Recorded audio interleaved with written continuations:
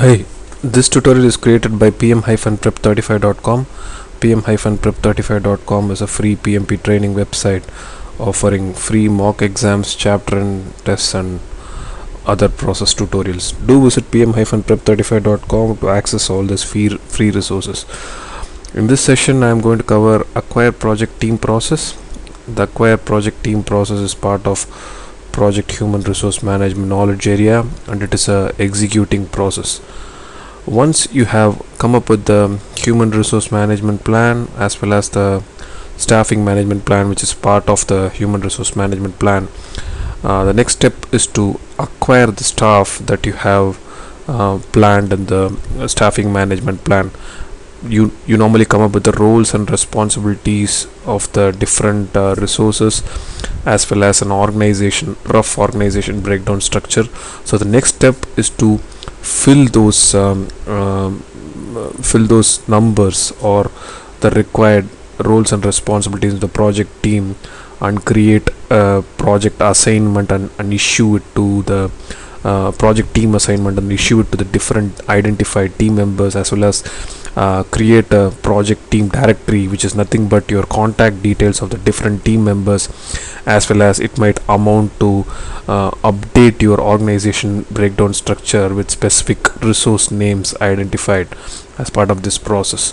So the acquire project team process is more got to do with executing whatever is specified in the human resource plan in terms of staff acquisition, and probably it's to some amount you might detail about staff release also.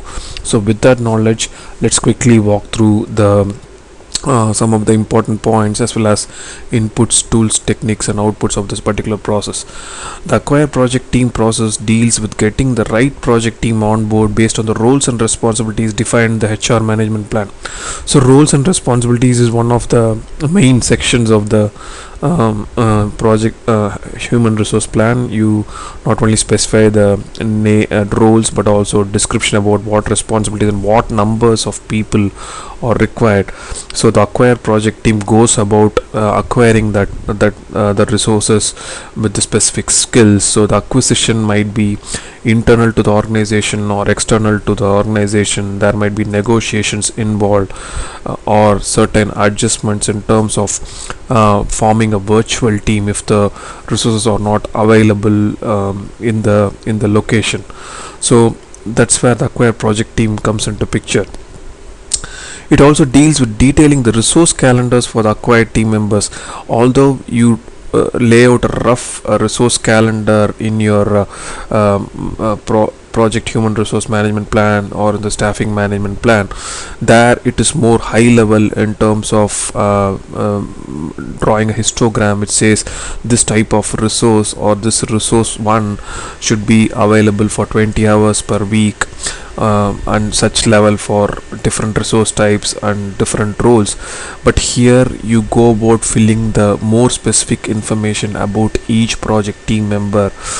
So that's where the resource calendar gains more weightage and more stuff in case of this particular process, because you have better idea about the project team and the project team members, time zone or working shift and all that. So that's where the resource calendars gain better weightage here. The acquisition might be from internal or external unit needing excellent negotiation skills from the project manager. So the project manager need not get the resources that he needs, but he might have to acquire it from an external consultant, external organization or from a different business unit. So the negotiation skills of the project managers are really important here. Based on organization culture and expertise required or as a technique to get utmost work production across time zones, virtual team model might be followed. So for example, if you want to involve differently able people onto the project, then you obviously would want to have a virtual team. You want to encourage people working from home and reduce travel cost. Then virtual teams are a good choice. So that's where you might decide to go with a virtual team structure. So based on the organization culture and the enterprise factors, you decide such things.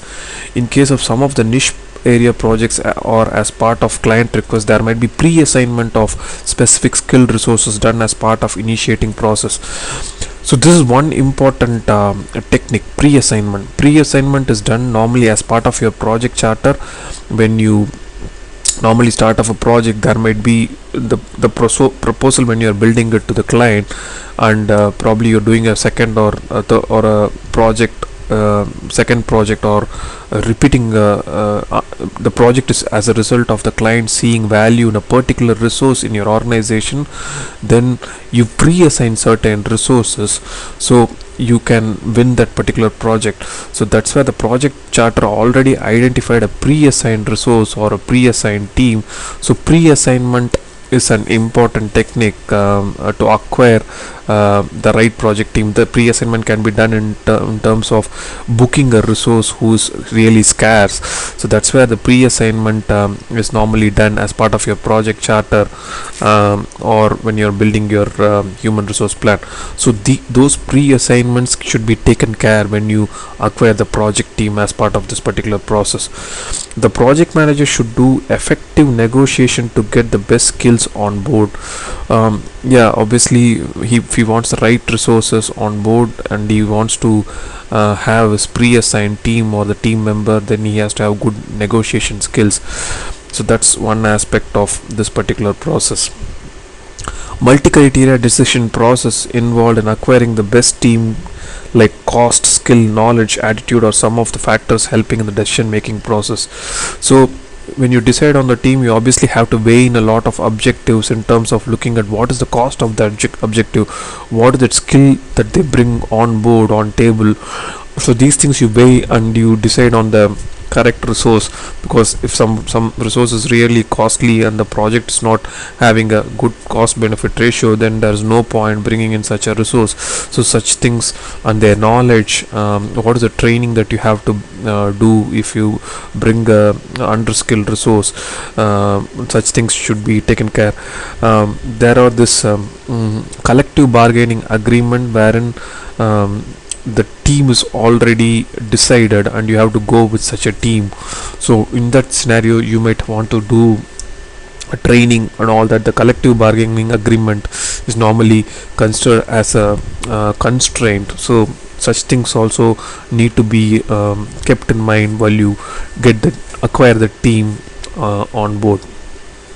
The inputs to this process, the human resource management plan, as with all the processes they normally use the subsidiary plan of that knowledge area. So the HR management plan is an important input. Basically it has some details about the process, the first hand details when the human resource management was planned. When you put together an initial HR management plan, you have written down what are the roles and responsibilities, how many numbers they are required, what are the required skills, what is the rough organization breakdown structure. So now you go about filling those details. So that's where your HR management plan is an important input for this particular executing process. Then comes your environment and enterprise environmental factors, where you have to have an understanding of the organization culture.